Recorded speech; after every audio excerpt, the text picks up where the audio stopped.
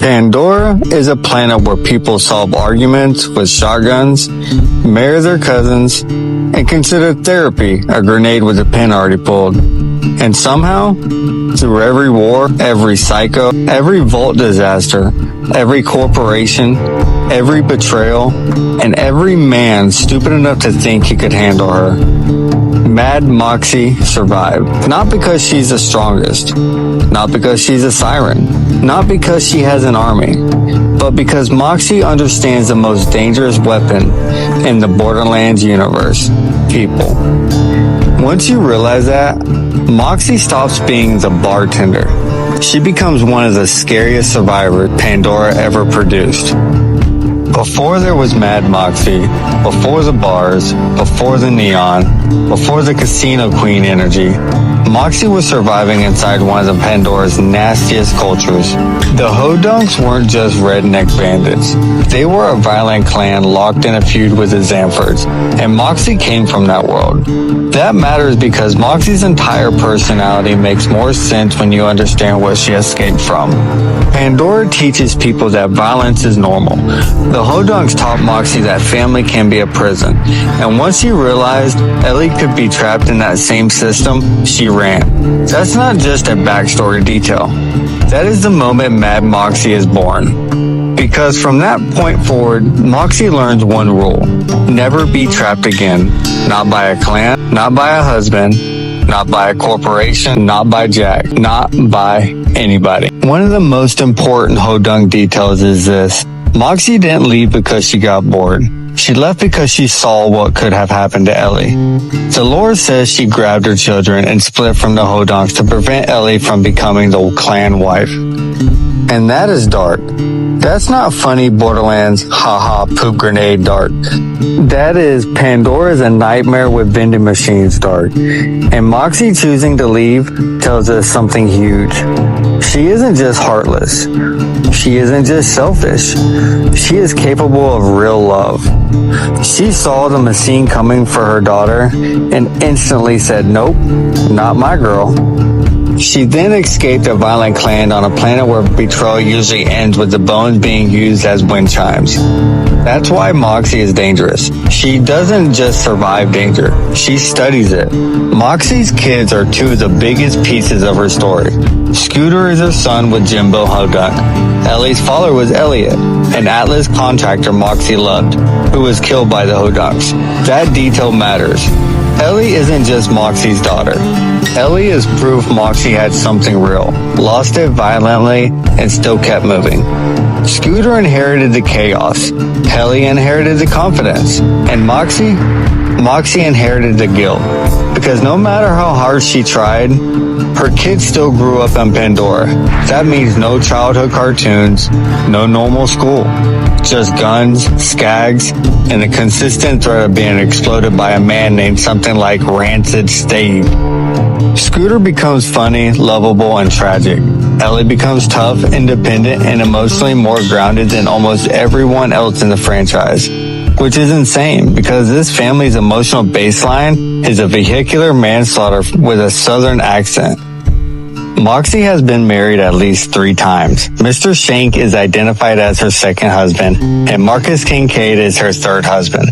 She was also involved with Lucky Zaford, though the lore doesn't confirm he was a husband, and this is where Moxxi's story gets really interesting. She doesn't attach herself to weak people.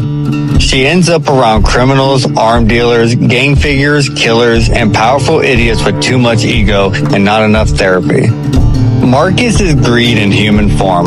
Mr. Shank was tied into the Nox era chaos. Lucky Zaford connects her to one of the Pandora's major clan feuds. Handsome Jack connects her to Hyperion. Moxxi's love life isn't just messy, it's political. Every relationship puts her closer to power, and that might be the secret to her survival. She listens, she watches, she learns people's weaknesses. Moxxi isn't just flirting, she's gathering intelligence with that eyeliner. Moxxi's first major appearance is in Mad Moxxi's Underdome riot, where she acts as hostess and announcer.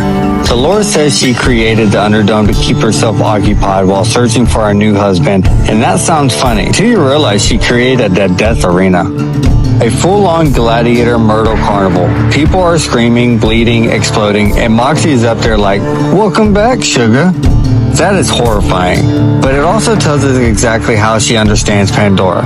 Pandora loves violence, so Moxxi sells violence. She doesn't fight Pandora's insanity. She monetizes it. That's why she survives. A normal person sees murder and says, "Oh no." Moxxi sees murder and says, "We could charge admission." That is capitalism with cleavage and trauma. Moxxi was involved with Handsome Jack, but there is no evidence they ever were married. Borderlands 2 makes that relationship clear though. Hell hath no fury, and Jack destroyed the Underdome after Moxxi dumped him. That one detail tells you everything about Jack. Moxxi leaves him, Jack responds by destroying her arena. Normal ex behavior if your ex is a corporate dictator with daddy issues and moon lasers. But this relationship is deeper than toxic ex. Moxxi knew Jack before he fully became Handsome Jack. She saw the charm, the intelligence, the ambition, and then she saw what was underneath. Troll, ego, cruelty. She wasn't just helping Roland and Lilith because Jack annoyed her. She knew what he was becoming. And the darkest part? That betrayal may have helped push Jack even further into becoming the monster we meet in Borderlands 2. So Moxxi was right, but she may still carry guilt. Borderlands loves doing that. Nobody gets clean hands, everybody gets trauma and a gun. In Borderlands 2, Moxxi lives in Sanctuary and provides limited material support to the Vault Hunters. The lore also notes that she was involved with Mordecai after he won the Underdome, but left him because he was unattentive. That fits Moxxi perfectly. She likes dangerous people, but she doesn't tolerate being ignored, because attention is part of her power system. When Moxxi talks to Vault Hunters, she flatters them. She gives them missions, she rewards them, she points them towards danger, and they go. Because Vault Hunters are basically golden retrievers with rocket launchers, and Moxxi understands that. Gives them a compliment, gives them a gun, tells them something needs killing. Boom, problem solved. Moxxi doesn't need an army. She just needs 4 emotionally unstable loot addicts. Here's the thing. Moxxi isn't purely good. She helps heroes. She supports the raiders. She loves her kids, but she also profits from violence, manipulates people, runs death arenas, and regularly uses charm to get others to do dangerous things for her. She isn't also a villain, but she is absolutely dangerous. She exists in the moral gray area that makes Borderlands characters interesting. Moxxi has empathy. Jack loses his, and that makes her way more self-aware, and honestly, way scarier. That's the difference. Both are charismatic, both are manipulative, both understand performance, both know how to control a room. But Jack wants worship. Moxxi wants survival. Jack needs to be seen as a hero. Moxxi already knows she isn't one. In Mr. Tor's campaign of Carnage, Moxxi runs a badass creator bar and becomes a Vault Hunter sponsor after being rescued from Pyro Pete.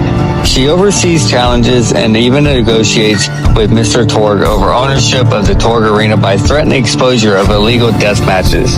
And that is peak Moxxi. She gets captured, she gets rescued, immediately returns to business mode, then starts negotiating ownership like she didn't just almost get cooked by a man named Pyro Pete. That's why Moxxi works. She can be in danger one minute and making a power play the next. Also, threatening Mr. Torg over illegal death matches is hilarious because this man's entire personality is basically explosions and questionable liability.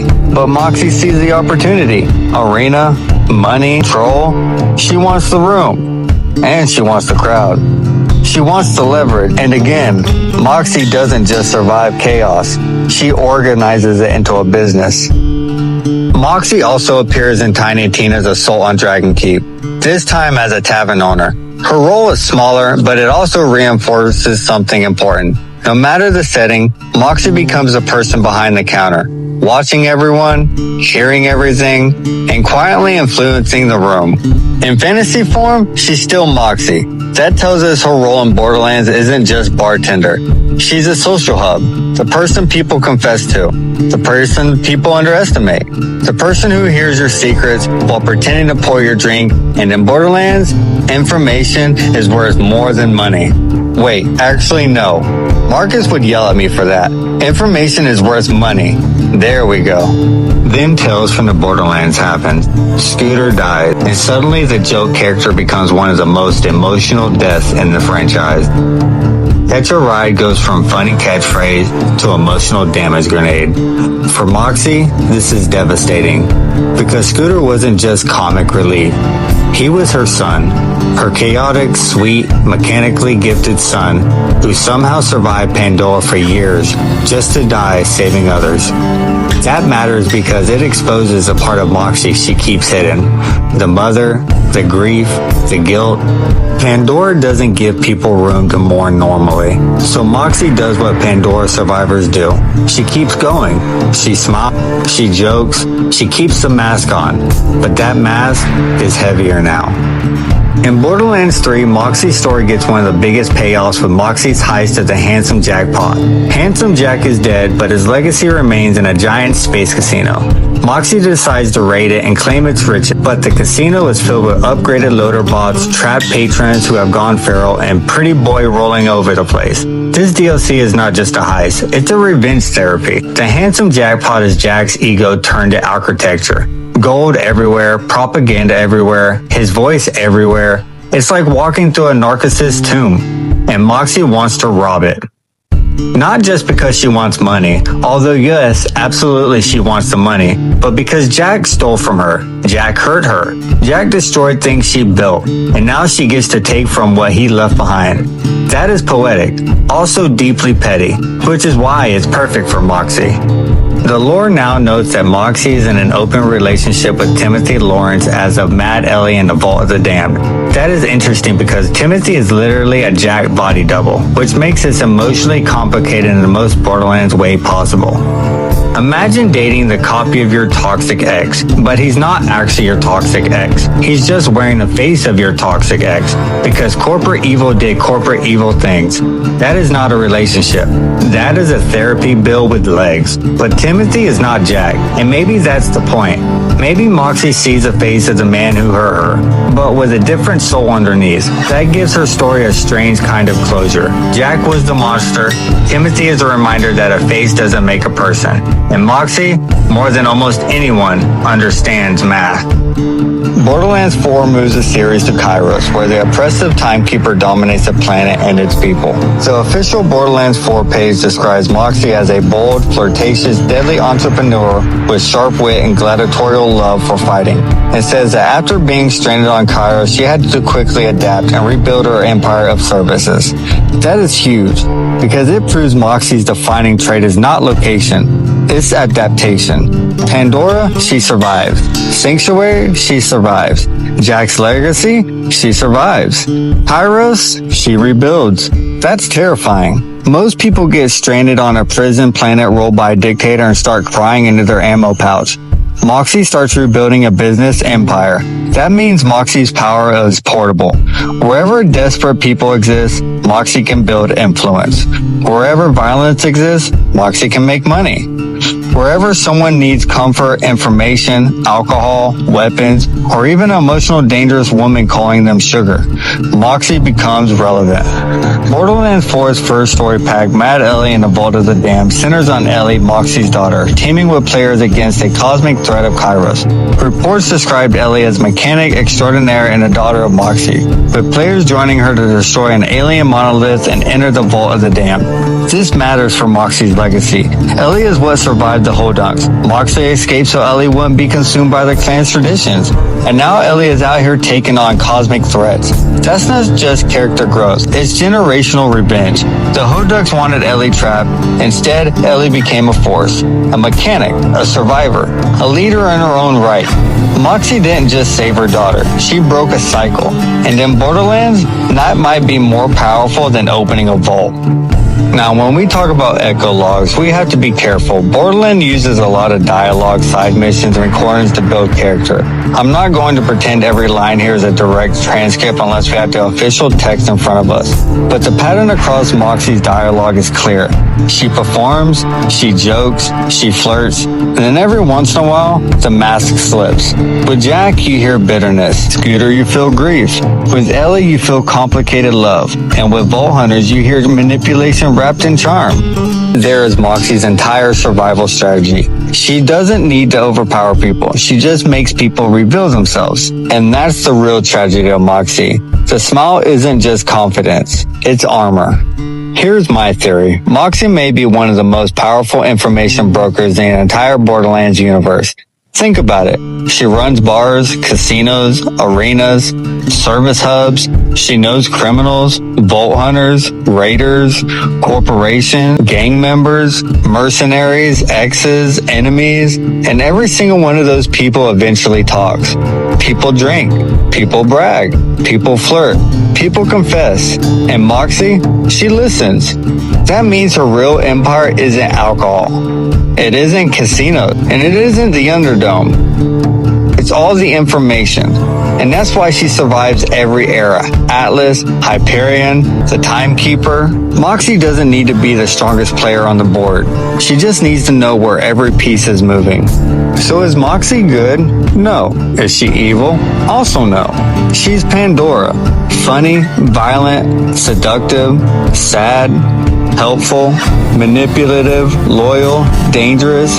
She'll help save the world and then probably charge you for the drink afterward. She is one of the best examples of Borderlands morality. Nobody is clean. Nobody is normal. Everybody has blood on their hands and a punchline ready. Moxxi is not a hero. She is not a villain. She's a survivor who learned to turn pain into power. And that is why she works. Fans love Moxxi because she's more than a joke. She's funny, she's flirty, she has the entire Borderlands art department working overtime. But underneath that, she's layered. She's a mother, a survivor, a businesswoman, a manipulator, a victim of violence, a person who lost people, a person who escaped a brutal clan, a person who watched Jack become a monster, a person who still keeps rebuilding. That's why she lasts, because Moxxi is Borderland in human form. She's ridiculous on the surface, tragic underneath, and dangerous the whole time. So next time someone says Moxxi is just a heart bartender lady, remember this. She escaped the Hodunks, protected Ellie, raised Scooter, survived husbands, gang wars, corporate dictators, death arenas, Handsome Jack, Hyperion, the Calypsos, and Kairos. She built businesses in places where most people can't survive a bathroom trip. She turned violence into entertainment. She turned charm into a weapon. She turned survival into an empire. And honestly, that might make Mad Moxxi one of the most dangerous people in Borderlands history. Not because she can punch harder than a Vault Hunter, but because she understands people. And on Pandora, that's deadlier than any legendary weapon. If you enjoyed this deep dive into Borderlands lore, cursed family trees, emotional unstable exes, and the woman who somehow survived all of it, subscribe. Welcome to Father Gore Academy. And remember, if Moxxi calls you sugar, check your wallet, check your ammo, and for the love of everything holy, do not sign a marriage certificate.